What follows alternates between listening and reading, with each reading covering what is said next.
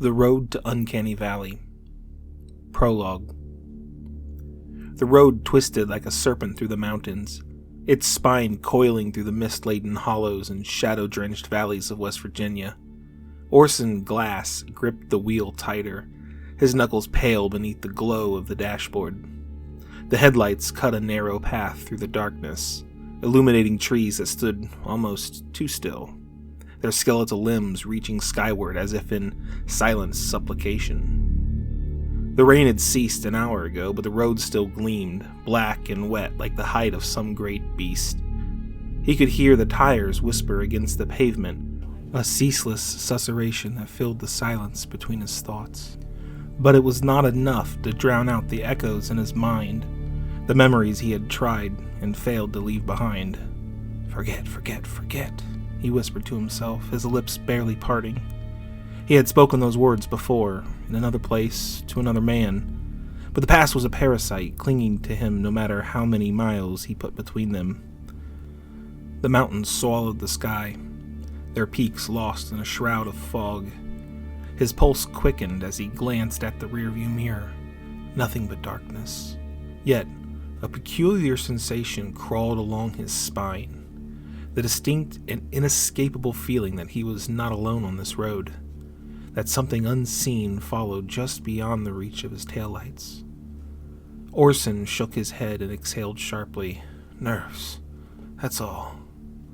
The letter had arrived a month ago, a deed enclosed within its brittle folds, an inheritance from an uncle he scarcely remembered, a house in a town he had never heard of, Uncanny Valley. The name unsettled him in a way that he couldn't articulate, but it had come at the right time. He needed to disappear. He needed refuge from the memories that threatened to consume him. Another turn. The road sloped downward, vanishing into an expanse of mist that clung to the valley below. A town emerged from the fog, its distant streetlights flickering like dying embers. He swallowed, his throat dry. The buildings stood in quiet rows, their facades weathered, their windows dark. The clock tower at the center of town loomed high above the rooftops, its face obscured by shadow, its hands motionless. A single figure lingered on the sidewalk, but as Orson's headlights swept over them, they did not move, not a flinch, not a breath. The hairs on his arms rose. His hands trembled as he pulled into the driveway of his new home. The house was waiting for him. A Queen Anne monstrosity, its gabled roof and ornate trimmings casting unnatural silhouettes against the night. The porch sagged, the shutters hung at odd angles, and the windows, tall, narrow, glass dark as ink, seemed less like windows and more like watching eyes. A wind rose suddenly, cold and sharp. The trees did not stir. Orson sat for a moment, engine idling, listening. Somewhere in the distance, a dog howled, the sound carried through the valley, rising and falling like a dirge. Something about this place, this house, this town, felt wrong, and yet he had nowhere else to go. Orson stepped out of the car, his boots sinking slightly into the damp earth. The night air clung to him, thick and cold, carrying the scent of wet leaves and something else, something old. The house loomed before him, its slanted gables and peeling paint standing against the moonless sky like the bones of some forgotten beast. He ascended the porch steps, each creaking under his weight like a whisper of protest. The key turned in the lock with an unnatural ease, as if the house had been waiting for him. The door swung open with a groan, exhaling a breath of stale air and dust. Inside, the darkness was deeper, heavier, pressing against him like unseen hands. He fumbled for the light switch, fingers grazing the cool brass plate before the bulb sputtered to life. A chandelier dangled from the ceiling, its crystal pendants dulled with age, casting fractured shadows that slithered across the floorboards. The furniture remained exactly as it had been left. An antique settee draped in a white sheet, a grandfather clock standing sentinel in the hallway, its pendulum frozen mid-swing. He dropped his bag near the door and closed it behind him, sealing himself inside. Silence, but not quite. The old house sighed around him, its wooden frame shifting with the cooling of the night. He moved through the parlor, his fingers trailing over the dust-laden surfaces. A faded portrait hung above the fireplace. A man with sharp features and sunken eyes, his gaze meeting Orson's with unsettling familiarity. It blinked. His breath hitched. No, just a trick of the light. He pressed onward, up the grand staircase, the banister smooth beneath his touch. The second floor stretched into darkness, a long corridor lined with closed doors. His own heartbeat filled the silence, a steady thrum that echoed in his ears, too loud, too fast. He shook his head, exhaling sharply. It was exhaustion, that was all. A mind burdened with too many miles and too many memories. The bedroom lay at the end of the hall. He pushed the door open to reveal a four-poster bed, its heavy curtains drawn back as if expecting him. A moth-eaten rug sprawled across the floor, its patterns distorted in the dim glow of his bedside lamp. He set his things down and sat on the edge of the bed, running a hand over his face.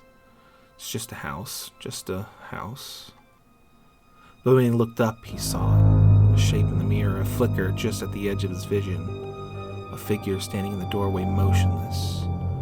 Orson froze. His pulse thundered in his ears. He turned sharply. Nothing. The door was shut. The mirror reflected only himself, wide-eyed and pale, the room stretching empty behind him. He exhaled slowly, forcing a hollow laugh. I'm just tired, he thought. Nothing more. He laid back, staring at the ceiling, listening to the house breathe around him. The wind outside moaned through the eaves, a sound that might have been mistaken for a voice. The boards settled, the clock downstairs remained still, and beneath it all, the rhythmic, ceaseless pounding of his own heart. Thump, thump, thump. It was too loud, pressing against his skull, reverberating in his bones. It filled the space, swallowing him whole. He squeezed his eyes shut, fingers curling into the sheets. But sleep did not come easily in Uncanny Valley.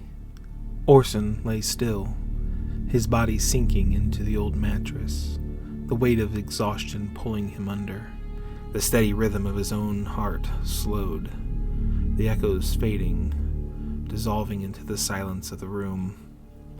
The wind outside rattled the window pane. Somewhere deep in the house, the timbers groaned as if shifting in their old age. But he told himself it was nothing, just a house breathing, just his mind playing tricks on him.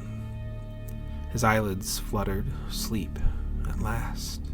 Then, a rustle, soft, a whisper of movement. His skin prickled. The sensation of being watched tightened around him like invisible fingers.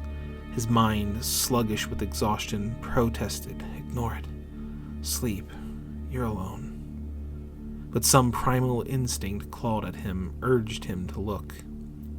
His breath shallow, he turned his head toward the mirror.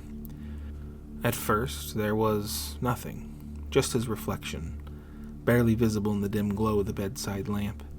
His own pale face, his chest rising and falling beneath the covers, his own weary eyes.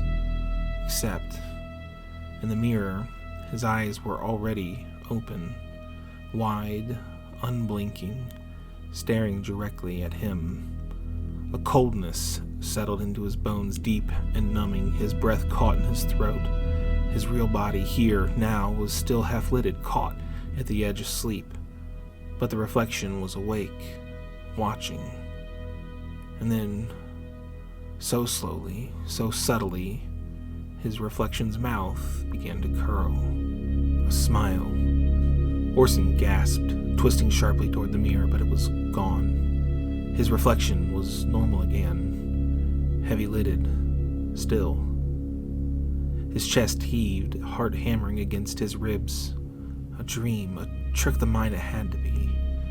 But sleep no longer welcomed him. And as he lay there, staring at the ceiling, waiting for dawn, he couldn't shake the feeling that something else had arrived in Uncanny Valley that night, and it had been waiting for him.